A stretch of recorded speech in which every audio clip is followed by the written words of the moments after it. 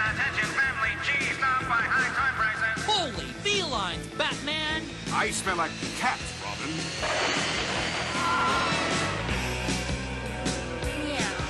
Paws off the customers, Catwoman! Listen, folks, only at Zellers are you protected by... The law of Toyland. Nobody beats Zellers prices on toys. Nobody. Well said, Robin. You're protected at Zellers because the lowest price is the law.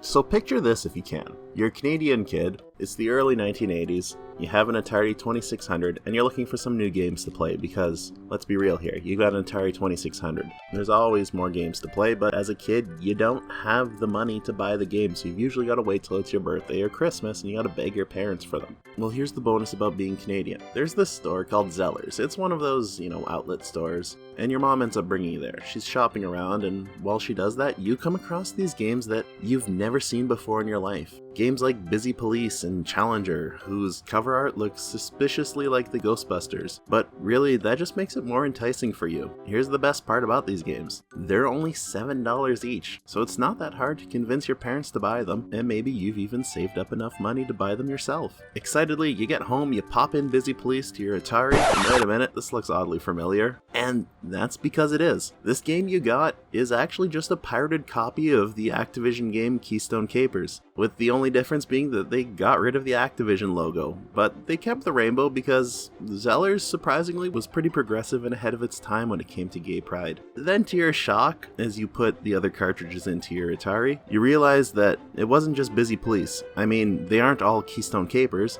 but each one is just another Atari game that already existed, but now it's being sold as some kind of Zellers exclusive, and you just wasted all of $30 that you had to your name as a child on these garbage games. So what gives with this? It's clearly not legal to do this. Imagine today if you went into a store and you bought a game that was called Spaceman Shooter, and the cover of it was the Avengers, but when you put it into your Xbox, it turned out just to be Halo 3. I mean, yeah, Halo 3 is a fun game, but that's not what you thought you were going to buy. Well, I guess that's the 1980s. It was a different time, and for some reason, a actual legitimate store could not only sell, but also manufacture these rip-off games. It's not like those weird 1,000,001 cartridges that you find. These are things that Zellers were actively trying to make themselves. They had Taiwan manufacture these cartridges, and then they would slap on some fake cover art, unless I missed the part where Zellers bought the Ghostbusters, in which case, sorry, they do own the Ghostbusters, and that wasn't fake cover art. But I'm pretty sure they don't own the Ghostbusters. And then they sold them as Zellers exclusives for dirt cheap.